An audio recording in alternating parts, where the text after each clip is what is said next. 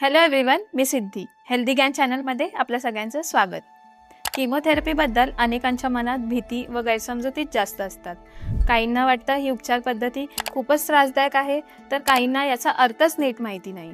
म्हणूनच आज तुमच्या मनातील सगळे प्रश्न सोडवण्याचा आम्ही प्रयत्न करणार आहोत की किमोथेरपी म्हणजे नेमकं काय, ती कशासाठी केली जाते व तिचा उद्देश काय, हे सोप्या शब्दात समजावून सांगण्यासाठी आज आपल्यासोबत आहेत ऑन्को लाईफ कॅन्सर सेंटरचे medical consultant doctor Siddhesh Tryambake. नमस्कार, मी doctor Siddhesh Rajendra Tryambake, medical oncologist म्हणजेच वैद्यकीय कर्करोगतज्ञ, TGH Onco Life cancer centre Talegaon, Pune. आज आपण किमोथेरपी या विषयावर गप्पा मारणार आहोत. किमोथेरपी समजून घेण्यापूर्वी थोडक्यात कॅन्सरला समजून घेऊया. आपल्या शरीरात अनेक पेशी असतात. त्या पेशी जन्माला येतात, त्यांचं काम करतात आणि मरण पावतात. जेव्हा ही सायकल, हे बॅलन्स बिघडतं, तेव्हाच कॅन्सरचा निर्माण होतो. आणि कॅन्सरच्या इलाजामध्ये मुख्यतः सर्जरी, रेडिएशन आणि किमोथेरपी यांचा सिंगल किंवा एकत्रितपणे वापर करून कॅन्सरवर मात करण्याचा प्रयत्न केला जातो. त्यावर आपण आज फक्त किमोथेरपीबद्दल चर्चा करणार आहोत. किमोथेरपी काम कशी करते? कॅन्सरच्या पेशी शरीरातल्या इतर पेशींपेक्षा फास्ट ग्रो करत असते आणि ह्या फास्ट ग्रो करणाऱ्या पेशींवरच किमोथेरपी पर्टिक्युलरली काम करते. आणि किमोथेरपीचे साईड इफेक्ट्स जर आपण म्हटले तर त्या साईड इफेक्ट्समध्ये मुख्यतः पांढऱ्या पेशी कमी होणं, उलटी मळमळ होणं, अंगदुखी, केस गळणे आणि काही पेशंट्समध्ये लूज मोशन्स, हे काही कॉमन जनरल किमोथेरपीचे साईड इफेक्ट्स आहेत. आता हे साईड इफेक्ट्स का होत असावेत?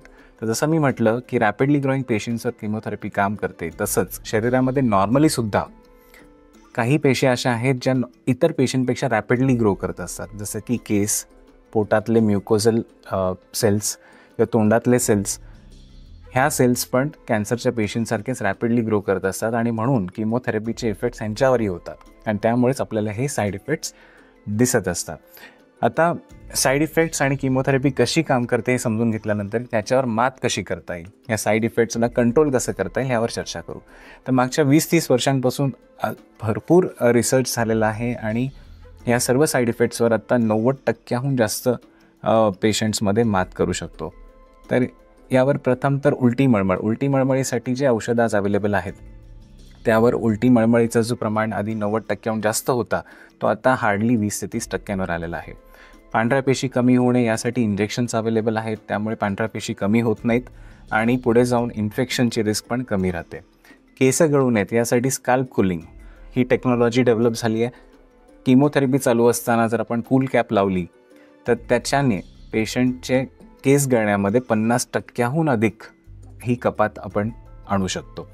त्याशिवाय जी अंगदुखी किंवा जो थकवा जाणवतो पेशंट्सला, त्यावरही अत्याधुनिक औषधं आज अवेलेबल आहेत आणि ती बऱ्यापैकी आज ज्या काही योजना आहेत त्या योजनांअंतर्गत आपण देऊ शकतो. तर किमोथेरपीबद्दल शेवटी इतकंच म्हणेन की किमोथेरपीला आज घाबरायची गरज नाही आहे. किमोथेरपी ही कॅन्सरवर ट्रीटमेंट म्हणून ही सायंटिफिकली प्रूव्हन एक ट्रीटमेंट पद्धती आहे आणि फायनान्शियली पण आज किमोचे ड्रग्स फार स्वस्त झालेले आहेत आणि बऱ्यापैकी योजनांअंतर्गत ते कवर करू शकतो. आणि त्याशिवाय जे साईड इफेक्ट्स आहेत त्याच्यावरही मात करण्यासाठी we have a battery of medications available. So आजच नजीकच्या डॉक्टरांना भेटा, सल्ला घ्या आणि लवकर निदान आणि उपचार घेऊन कॅन्सरमुक्त आयुष्याचा लाभ घ्या. आपण पाहिलं, किमोथेरपी ही एक फक्त उपचार पद्धती नसून कॅन्सरसारख्या आजाराशी लढण्याचा एक मार्ग आहे. डॉक्टरांनी आपल्याला या विषयावर खूप छान मार्गदर्शन केले आहे.